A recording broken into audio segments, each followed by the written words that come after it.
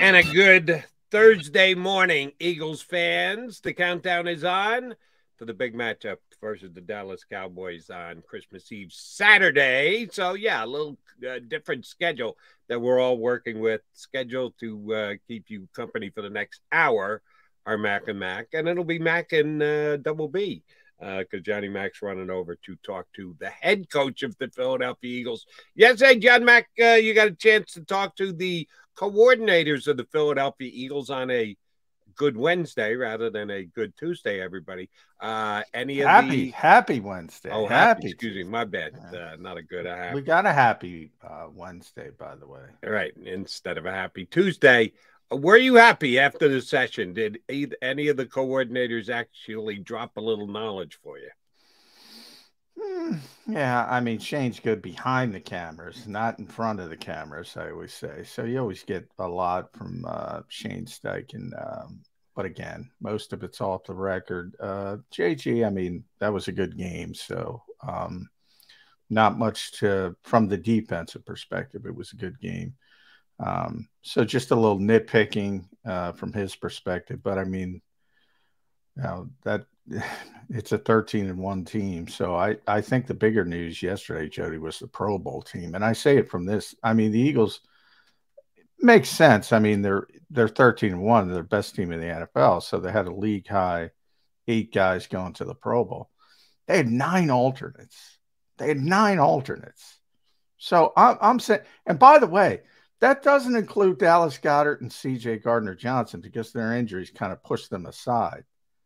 And they still had 17 players who were in the mix to be Pro Bowl. I always joke you can't have an all-star at every position. The Eagles made a run at it. They made a run at it for the first. And this is the first time I think anybody this roster is unbelievable. So I think it starts with Howie Roseman, to be honest. And everything is kind of fit together perfectly, very similar. But I would even say more so than 2017 because they've gotten splash players this time. You know, forget about Chris Long and LeGarrette Blount and everybody talks about it. Those were great players and they fit really nicely. But we're talking about Hassan Reddick and A.J. Brown this time around to go along with all the players that fit. Forget about the James Bradburys of the world. This team is so talented. And it just made me – I knew it, but it made me think about it when I saw that number. And I was like, wow, 17. They have the most talented roster in the National Football League. Anybody wants to argue that, yeah, just check the Pro Bowl results, starters, reserves, and alternates. It's just – there's only 22 starters, okay? And as you just mentioned, 17 of them are Eagles, and two guys who would have certainly been in the mix if they weren't injured as they selected the team. Well, and if you flesh it out further, Jody, now one was Rick Lovato, so he's a specialist, so take him out. So 16 out of 22. You mentioned 22 starters. You had Goddard, who should have made still should have made it. T.J. Hawkinson was the backup. Great player. I love him as a player. But Dallas is better, and Dallas had a better season. Dallas is a better player. And if he would just stayed healthy, he would have easily made it as the backup probably to George Kittle. He probably would have been the backup. But you know, George was hurt a little bit early in the season, so who knows? CJ would have made it, you know, leading the league. And I think he still leads the league. I have to check that. I haven't, you know, because he hasn't played in so long. But he was leading the league in interceptions when he went down.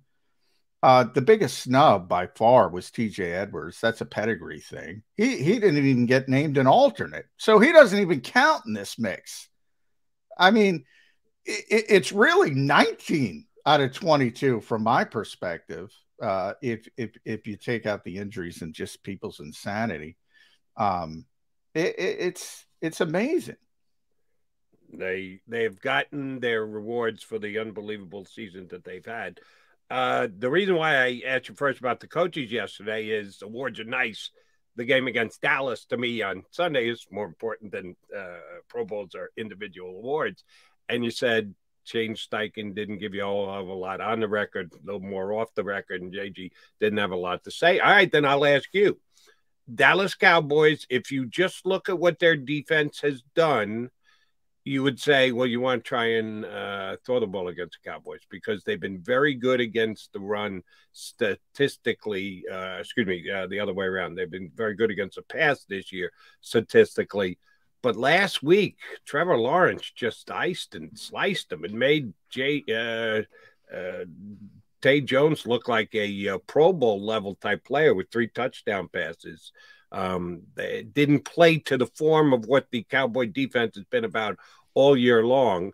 Last week, after the game was over and done with, we heard from Coach Sirianni, they did what they did because of the matchups. They thought the matchups favored them to attack the Chicago Bears the way they did. And it didn't play quite the way that the Eagles coaching staff thought it was going to coming into the game. The Bears defense did some things that surprised them as well. So what is the game plan against the Dallas Cowboys this week? When Eagles have the ball offensively, is it going to be run heavy because the Dallas Cowboys can be run on? Are they going to pass because they like their matchups against the Dallas secondary with the injury to the other corner across from Diggs? Yeah, I think that's the key. And John Machota mentioned, well, there's 2 keys. One, Nick and Shane are like everybody else in this league, and they would rather pass than run, especially early. The thought process is, pass to get the lead, run to finish the game. That's their thought process for the most part.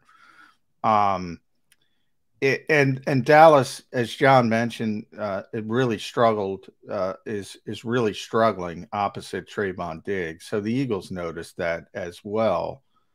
Plus, I mentioned it. The Eagles have a little bit, and they should, to be honest. They should. I mean, they think they can do what they want for the most part. They're 13-1, and they will point out to you.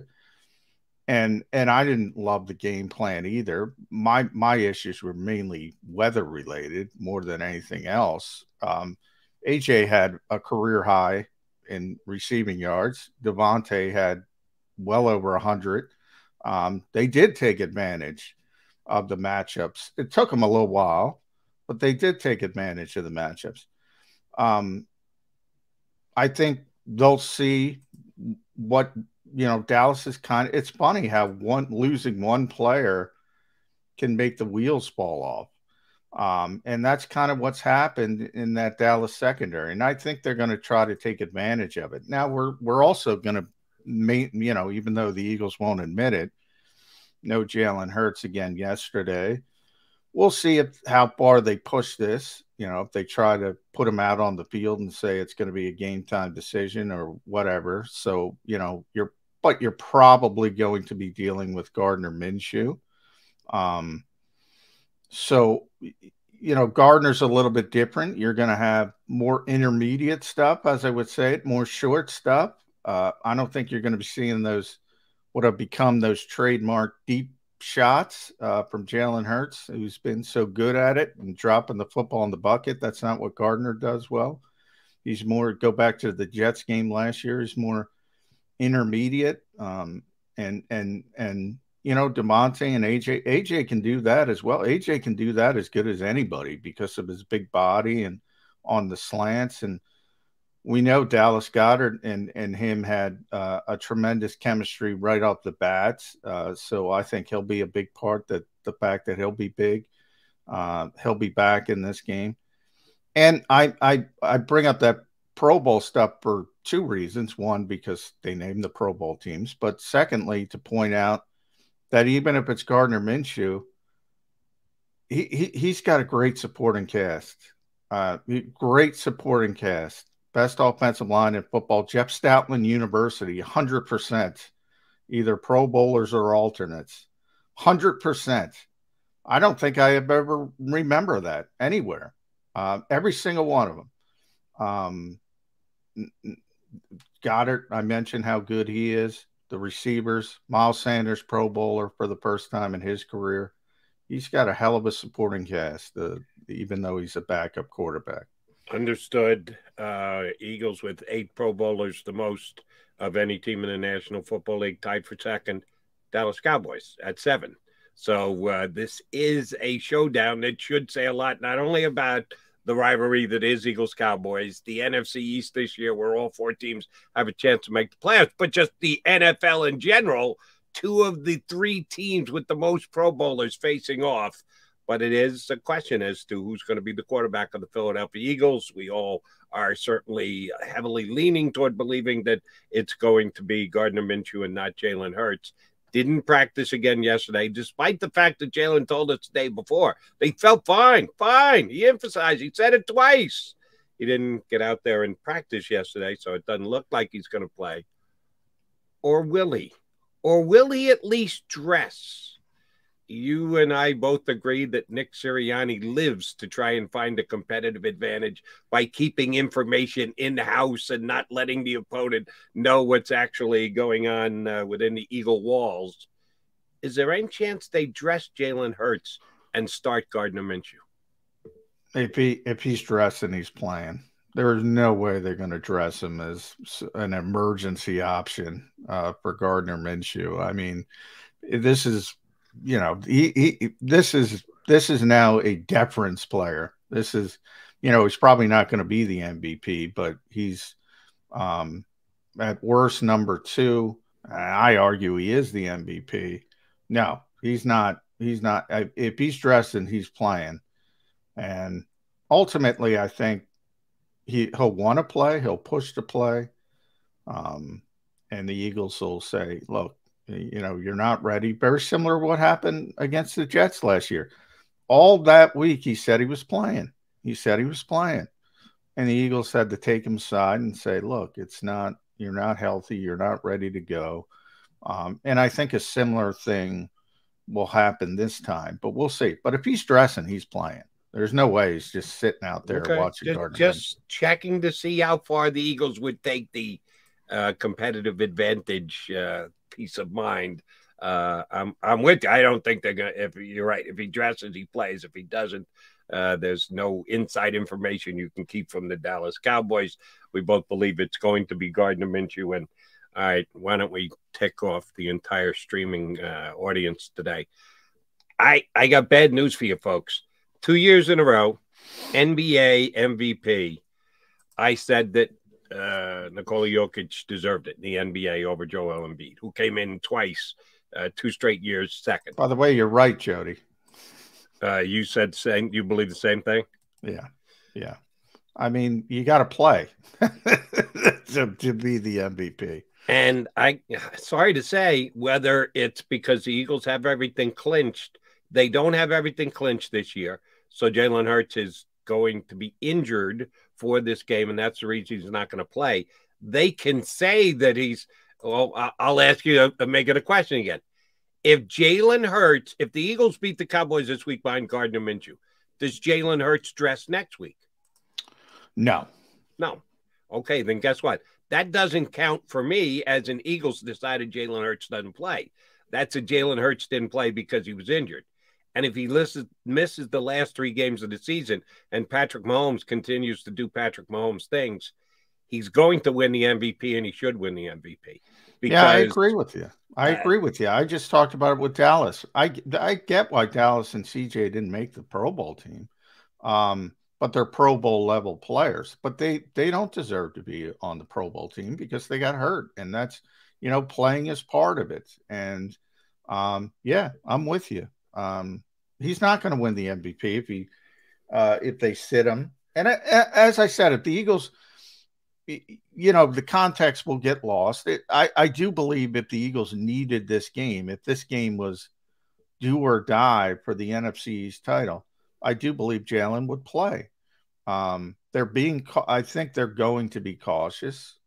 They're certainly being cautious if they win the game in your scenario and they sit them again next week and they sit, because I think if they win the game, Jody, we're not seeing Jalen Hurts to the playoffs.